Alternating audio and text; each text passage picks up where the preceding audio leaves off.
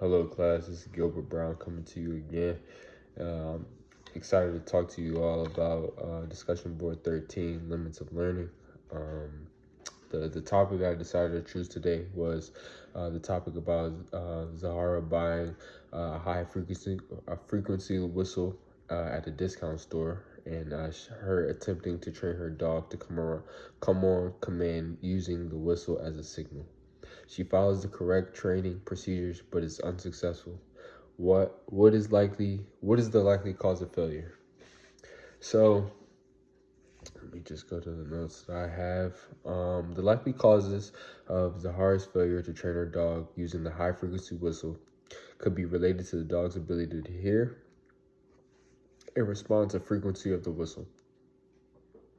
High frequency whistles are often used in dog training because the emit sounds that are beyond the range of human hearing can only be heard by dogs. However, in the whistles, frequency is too high for dogs hearing range. The dog may not respond to the whistle.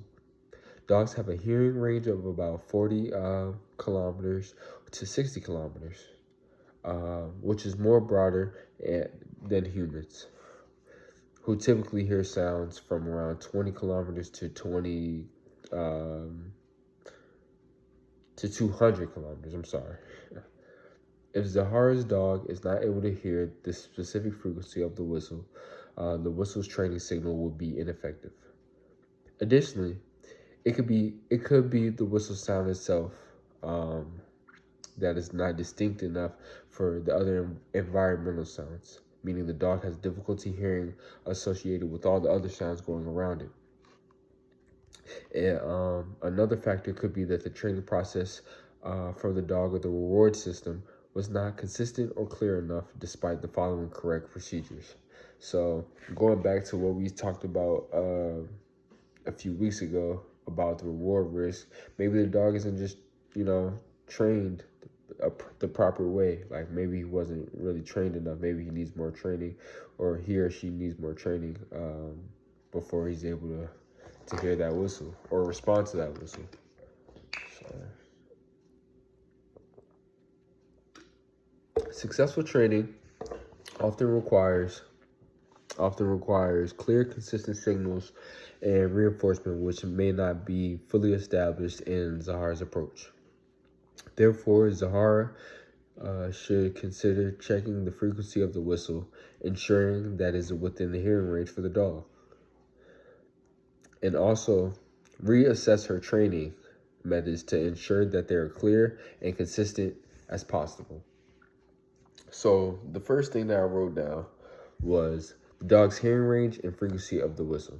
So dogs have an incredible sense of hearing. They can hear and detect sounds in the frequency range of what I said, 40 to 60 kilometers.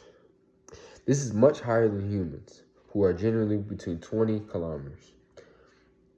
High frequency whistles, often used in dog training, typically emit the sounds of above 20 kilometers. So, like I stated before, maybe it's within the whistle. Maybe maybe the hearing range within the whistle isn't loud enough, or maybe the whistle. Maybe there's something wrong with the whistle. So then the second thing that I wrote down was the effectiveness of the whistle, and it may not necessarily be on the dog. It may be on the whistle itself, because typically, from what I've researched, the dog has very good hearing. A normal dog has very good hearing. They can hear certain sounds that humans typically can't hear. So maybe it's on the whistle. The third one, but which I think it is, the training process and the consistency of the training process may not be all the way there. So another potential cause of Zahara's failure might lie in the training process that is structured. Dog training requires a clear and consistent association between the signal, which would be the whistle, and the desired behavior coming when called.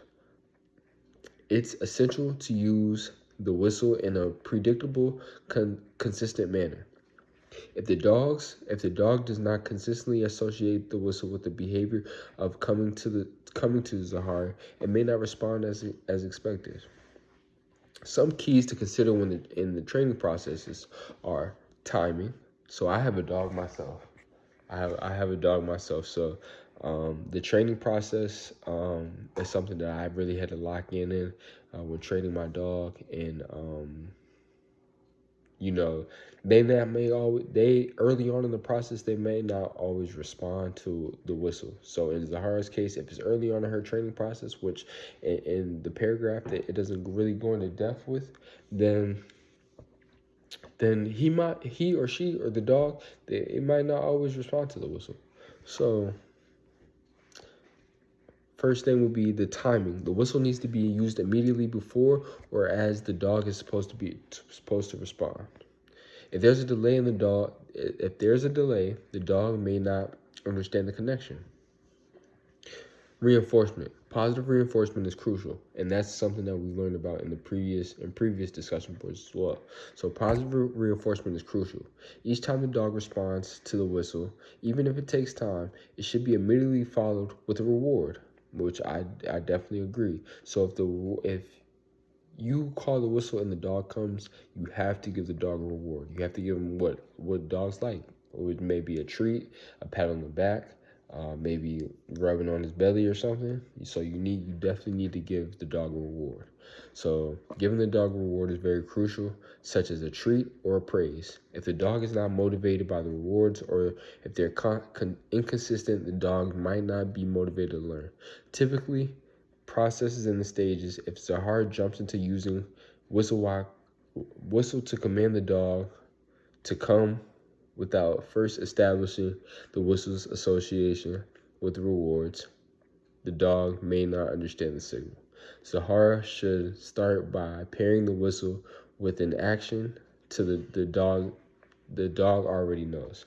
So I think this all goes back to what we learned before, which is the positive reinforcement. Giving the dog a treat every time the dog will come. It's just like, Teddy.